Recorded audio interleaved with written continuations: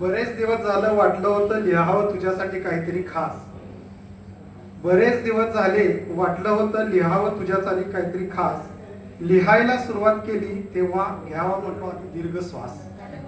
बोलायचं म्हणलं बायकोला काय विचारायचं तर आधी श्वास घ्यायला लागतो मोठा आपल्याला. म्हणून ही 2 वाक्य. सुरुवात कशी करू काय करू, सुरुवात कशी करू काय लिहू हे काय लवकर कळेना. याच प्रश्नाचं उत्तर मला काय मिळेना.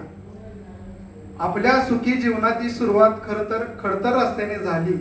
तुझ्या पावल्याने जणू लक्ष्मीच घरी आली. मी म्हटलो परिस्थिती बेताची घेशील का सांभाळून. मी म्हटलो परिस्थिती बेताची घेशील का सांभाळून.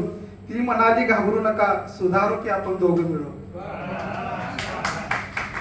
तेव्हापासून आजपर्यंत देतेस मला साथ. तेव्हापासून आजपर्यंत देतेस मला साथ.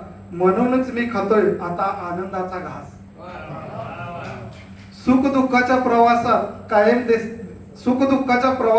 कायम देतेस हातात हात.